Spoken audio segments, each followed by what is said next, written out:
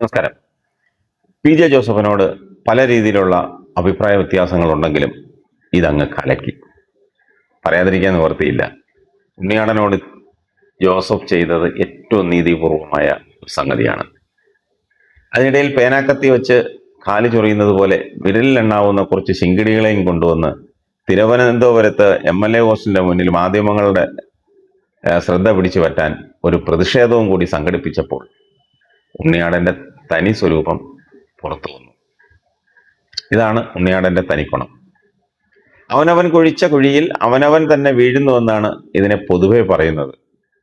2010 ഇടതുമുന്നണിയിൽ പിടിച്ചു നിൽക്കാൻ വിഷമിച്ചു നിന്ന ജോസഫ് ഗ്രൂപ്പിനെ മാണി ഗ്രൂപ്പുമായി ലയിപ്പിക്കാൻ മുൻകൈ എടുത്തത് ഉണ്ണിയാടനായിരുന്നു. ദോഷം പറയരുതല്ലോ. അതിന് ചില വൈദിക മേലധ്യക്ഷന്മാരെയൊക്കെ കൂടെ കൂട്ടി. കേരള കോൺഗ്രസ്സുകാർ ഒന്നിച്ചു നിൽക്കണമെന്ന ആഗ്രഹം കൊണ്ടൊന്നുമല്ല ഉണ്ണിയാടൻ ഈ പണിയൊക്കെ എടുത്തത്. മറിച്ച് ഇങ്ങനെ ഒരു പണിക്ക് മുഖ്യ കാർമ്മികത്വം വഹിച്ചാൽ KM മാണിയുടെയും PJ ജോസഫിന്റെയും കാലം കഴിഞ്ഞാൽ പാർട്ടിയിലെ മൂന്നാമനായി തനിക്ക് വരാമെന്നുള്ള ഒരു ദുരാഗ്രഹം. അത് മാത്രമായിരുന്നു. അവരുടെ രണ്ടുപേരുടെയും കാലശേഷം പാർട്ടി തന്റെ കൈപ്പിടിയിൽ ഒതുക്കി നിർത്താമെന്ന ഒരു ആഗ്രഹം, ഒരു മോഹം. അത് പലരും ഇദ്ദേഹത്തിന്റെ പേരിൽ ആരോപിക്കുന്നുമുണ്ട്. കോൺഗ്രസ്സുകാർ ഒന്നാകെ ജോസഫിന്റെ വരവിനെ തടയുവാൻ നോക്കിയെങ്കിലും മാണി വാക്കുപാലിച്ചു. ഡൽഹിയിൽ വെച്ച് തൊടുപുഴ സ്ഥാനാർത്ഥിയെ അസാധാരണമായി KM മാണി പ്രഖ്യാപിക്കുകയും ചെയ്തു. 2011 മന്ത്രിസഭ വരുന്നു. പാർട്ടിയിൽ രണ്ടാമനെന്ന നിലയിൽ PJ ജോസഫിന് മന്ത്രിസ്ഥാനം കിട്ടി. CF തോമസിന് ലഭിക്കേണ്ട മന്ത്രിസ്ഥാനമായിരുന്നു അത്. അങ്ങനെ CF തോമസ് മാണിക്കെതിരായി മാറി. ബാർക്കോഴ ആരോപണവും അത് മാറ്റിമറിച്ച കേരള രാഷ്ട്രീയവും എല്ലാവർക്കും അറിയാം. അതുകൊണ്ട് അതിനെക്കുറിച്ച് കൂടുതൽ പറയുന്നില്ല. ഇതിനിടയിലാണ് ആരോപണ വിധേയനായ മന്ത്രി മാണി രാജിവെക്കണമെന്ന ആവശ്യമുയർന്നത്.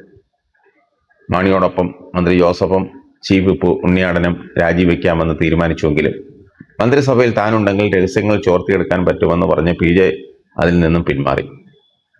താനും മാണി സാറിനോടൊപ്പം രാജിവെക്കുകയാണെന്ന് പറഞ്ഞ് സ്വന്തം രാജിക്കത്തിനോടൊപ്പം മാണി സാറിന്റെ രാജിക്കത്തുമായി ക്ലിഫ് ഹൗസിലേക്ക് പോയ ഉണ്ണിയാടൻ രാജിക്കത്തുകൾ മുഖ്യമന്ത്രി ഉമ്മൻചാണ്ടിക്ക് കൈമാറുകയും ഉമ്മൻചാണ്ടിയുടെ ചെവിയിൽ ഒരു രഹസ്യം പറയുകയും ചെയ്തു. താൻ അമേരിക്കയ്ക്ക് പോവുകയാണെന്നും താൻ നിർബന്ധത്തിന് വഴങ്ങി രാജി സമർപ്പിക്കുന്നതാണെന്നും തന്റെ രാജി ദയവായി സ്വീകരിക്കരുതെന്നുമാണ് മുഖ്യമന്ത്രിയുടെ ചെവിയിൽ ഓതിയത്. അതിനുശേഷം തെരഞ്ഞെടുപ്പ് അടുക്കുന്ന വേളയിൽ പാർട്ടിയിൽ പിളർപ്പുണ്ടാകുന്നു. ജോസ് K മാണിയോടൊപ്പം നിൽക്കാൻ പല ആളുകളും പറഞ്ഞുവെങ്കിലും ഇടതുപക്ഷത്തിന് ശേഷം UDFന്റെ ഊഴമാണെന്ന ഒറ്റ രാഷ്ട്രീയമാണ് ഉണ്ണിയാടനെ PJ ജോസഫിനൊപ്പം നിൽക്കാൻ പ്രേരിപ്പിച്ചത്. അന്ന് ജോസിനൊപ്പം നിന്ന് മത്സരിച്ചിരുന്നുവെങ്കിൽ റോഷി അഗസ്റ്റിന് പകരം മന്ത്രിയാകേണ്ടിയിരുന്ന ആളാണ് ഉണ്ണിയാടൻ. ഏതായാലും പാർട്ടിയിൽ 1ാം സ്ഥാനം PJയ്ക്കും 2ാം സ്ഥാനം തനിക്കും ലഭിക്കുമെന്ന സ്വപ്നത്തിലാണ് നാളിതുവരെ മുന്നോട്ട് പോയിരുന്നത്. ഉണ്ണിയാടൻ മനസ്സിലാക്കാത്ത ഒരു രാഷ്ട്രീയം ജോസഫ് ഗ്രൂപ്പിലുണ്ട്. മാണിസാറിനെ പോലെ വന്നവരെയെല്ലാം കൈനീട്ടി സ്വീകരിക്കുന്ന ഒരു രീതി PJയ്ക്കില്ല. കൂടെ നിൽക്കുന്നവർക്ക് നിൽക്കാം, പക്ഷേ സ്ഥാനമാനങ്ങൾ ലഭിക്കുന്നത് കാലങ്ങളായി വിശ്വസ്തയോടെ കൂടെ നിൽക്കുന്നവർക്ക് മാത്രമായിരിക്കും. അതാണ് PJയുടെ മുഖമുദ്രയും രാഷ്ട്രീയ തന്ത്രവും. കാര്യം കാണാൻ വേണ്ടി മാത്രം ഒപ്പം കൂടിയവനെ തിരിച്ചറിഞ്ഞ് നിർത്തേണ്ടിടത്ത് നിർത്താൻ PJയ്ക്കറിയാം.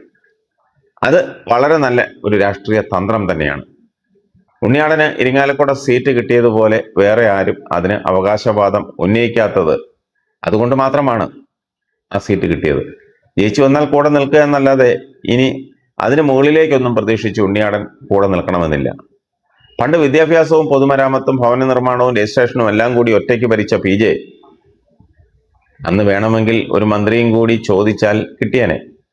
പണ്ട് ഫ്രാൻസിസ് ജോർജിന് വേണ്ടി മൂവാറ്റുപുഴ സീറ്റിന് KM മാണി നിർബന്ധം പിടിച്ചപ്പോൾ ഘടകകക്ഷികളെ, പ്രത്യേകിച്ച് കോൺഗ്രസിനെ പിണക്കി സീറ്റ് ചോദിച്ചു വാങ്ങേണ്ട കാര്യമില്ലെന്ന് KM മാണിയോട് പറഞ്ഞതും ഓർത്തുവെക്കുന്നത് നല്ലതാണ്. ഒരു പാർട്ടിയുടെ ഭാഗമായി അങ്ങനെ നിൽക്കുമ്പോഴും മുന്നണിയുടെ ഭാഗമായി നിൽക്കുമ്പോഴും ചിലതെല്ലാം കണ്ടില്ല കേട്ടില്ല എന്ന് വയ്ക്കേണ്ടി വരും. പക്ഷേ ഈ കേസിൽ അങ്ങനെയല്ല. ഉണ്ണിയാടൻ വിതച്ചത് തന്നെ ഉണ്ണിയാടൻ കൊയ്തു. അത് കാലത്തിന്റെ കാവ്യനീതിയാണ്.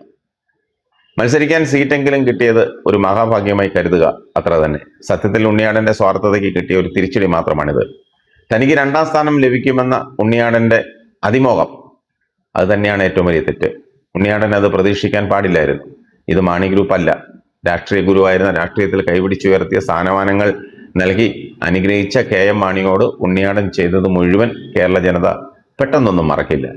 അതുകൊണ്ട് ഉള്ളതും വാങ്ങി കഴിച്ചോണ്ട് ഏമ്പക്കവും ഇട്ട് പല്ലിന്റെ ഇടയും കുത്തി മണ്ഡലം നോക്കി നടക്കൂ.